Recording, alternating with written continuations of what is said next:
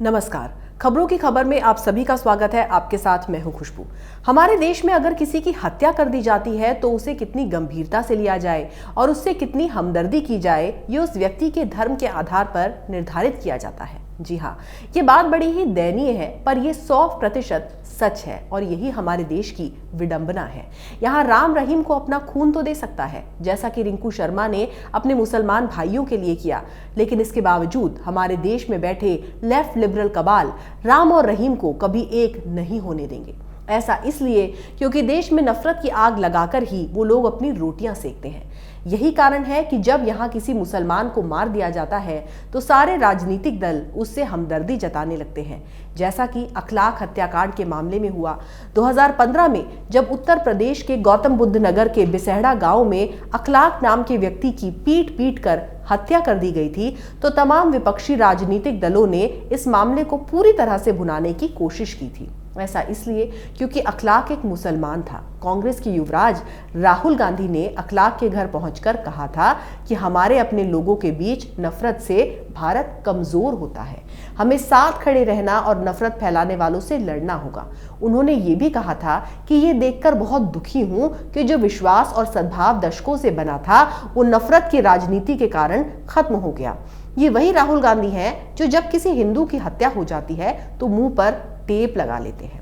महाराष्ट्र के पालघर में जब 2 साधुओं की हत्या हुई थी तो कांग्रेस ने सत्ता में होने के बावजूद कोई कदम नहीं उठाया। कांग्रेस अध्यक्ष सोनिया गांधी के होंठ सिल गए, जिसे लेकर अर्नब गोस्वामी ने भी सोनिया और महाराष्ट्र सरकार को जमकर ललकारा था, जिसके बाद आलम यह हुआ कि महाराष्ट्र की उद्धव ठाकरे सरकार अर्नब के पीछे बुरी तरह लग गई। लेकिन इतना कुछ होने के बाद भी अर्नब का बाल भी बाका नहीं हो सका। अब दिल्ली के रिंकू शर्मा का मामला ही ले लीजिए, जिसमें पुलिस अब तक 9 अभियुक्तों को गिरफ्तार कर चुकी है। जिस तरह राम मंदिर के लिए चंदा मांगने वाले रिंकू शर्मा के परिवार के सामने सरेआम लाठी डंडों और चाकू से मार मार कर हत्या कर दी गई, वो वाकई चौंकाने वाला था।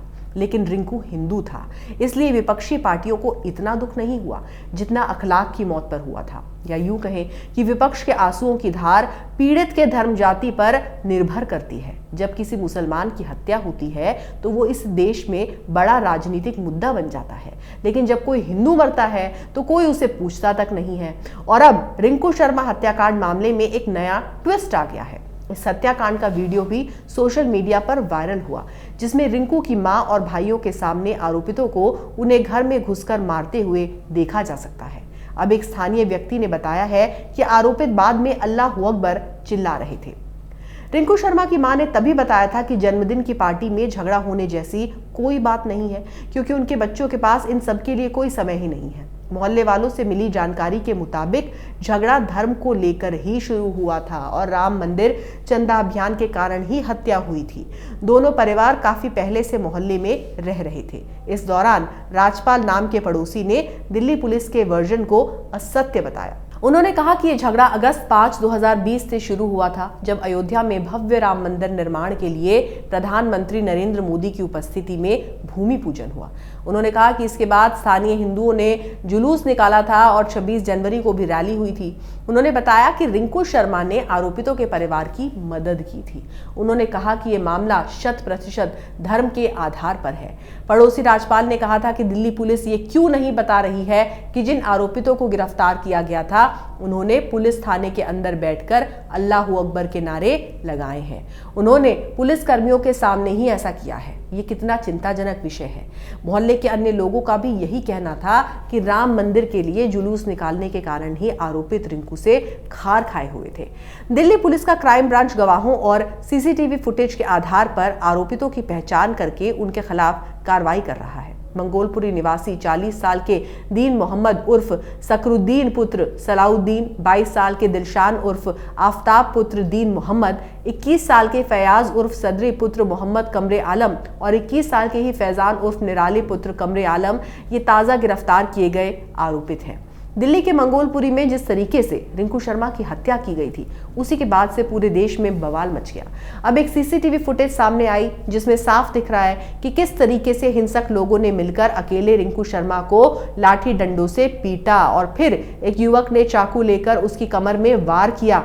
सीसीटीवी फुटेज सामने आने से पहले वामपंथी मीडिया के लाउड स्पीकर ये चिल्ला रहे थे कि रिंकू शर्मा जिस चाकू को लेकर आए थे उसी से ही उनकी हत्या की गई। शेखर गुप्ता के द प्रिंट ने इस खबर को प्रकाशित भी किया था कि हत्या में इस्तेमाल किया गया चाकू रिंकू शर्मा खुद लेकर आए थे। वीडियो सामने आने के बाद से ही द प्रिंट और शेखर गुप्ता के झूठ की कलई खुल गई है। फुटेज में ये चारों रिंकू शर्मा और उसके परिवार पर हमला करते हुए दिख रहे हैं। ये सभी उन्हें घेरकर लाठी डंडों से वार करते दिख रहे हैं। वहीं आरोपितों के हाथ में चाकू भी देखा जा सकता है। सोशल मीडिया पर भी वीडियो वायरल हुआ है जिसमें एक आरोपित रिंकू शर्मा के घर के बाहर हाथ में चाकू लिए हमला करता दिख रहा है। इसका मतलब है कि वो इन हथियारों से लैस होकर ही वहां पहुंचे थे।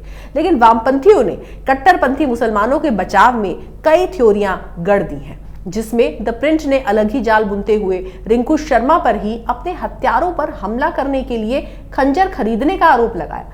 द प्रिंट की रिपोर्ट के अनुसार रिंकू शर्मा ने अपने हत्यारों में से एक को बर्थडे पार्टी के दौरान जबरदस्ती शराब पिलाने का प्रयास किया और जब विरोध किया गया तो उसने चाकू घोंप दिया। लेकिन सीसीटीवी फुटेज तो कुछ और ही कहानी बता रही है। ना तो जहां रिंकू पर हमला हुआ वहां कोई बर्थडे पार्टी चल रही थी और ना ही रिंकू के पास किसी प्रकार का चाकू था। रिंकू शर्मा आखिरी दम तक अकेला लड़ता रहा और उसकी हत्या हम सब के लिए बेहद शर्म की बात है। लेकिन उससे भी ज्यादा शर्म की बात यह है कि कुछ पत्रकार झूठे सेक्युलरिज्म की आड़ में उसके हत्यारों को पाक साफ सिद्ध करने के लिए किसी भी हद तक गिरने को तैयार थे। इससे पहले भी शेखर गुप्ता का झूठ उजागर हुआ था। द प्रिंट की एक खबर को लेकर वेबसाइट के एडिटर इन चीफ और वरिष्ठ पत्रकार शेखर गुप्ता मुश्किल में घिर गए थे। उन्हें सोशल मीडिया पर निशाना बनाया जा रहा था। हालांकि उन्होंने खबर में हुई गलती पर खेद प्रकट किया था, लेकिन इसका कोई असर होता नजर नहीं आया। दरअसल आईआईटी कानपुर के जिस प्रोफेसर ने फैज की नज्म हम देखेंगे गाने वाले छात्रों के खिलाफ पिछले महीने शिकायत दर्ज कराई थी, वो वशी शर्मा है। शेखर गुप्ता के न्यूज पोर्टल द प्रिंट ने इस संबंध में हाल ही में एक स्टोरी प्रकाशित की थी, जिसमें प्रोफेसर को लव जिहाद और मुस्लिम विरोधी बताते हुए कहा गया था कि वो दलितों के उत्थान के भी पक्षधर नहीं है।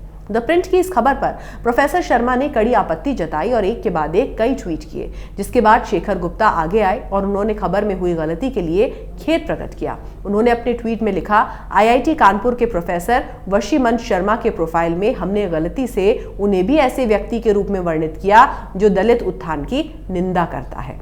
हम इस गलती पर खेद प्रकट करते हुए उनसे माफी मांगते हैं।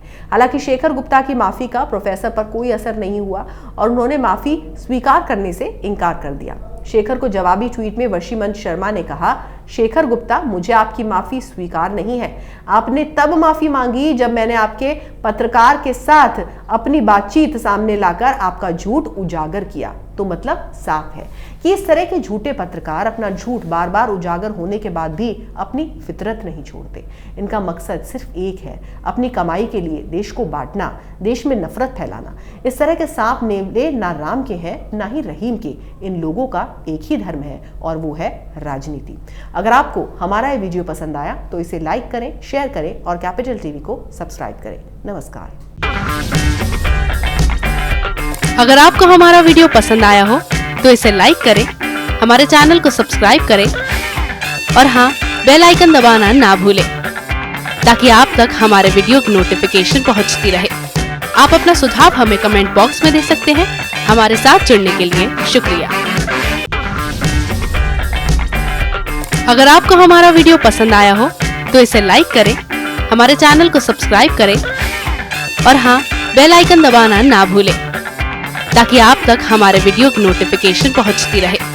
आप अपना सुझाव हमें कमेंट बॉक्स में दे सकते हैं। हमारे साथ जुड़ने के लिए शुक्रिया।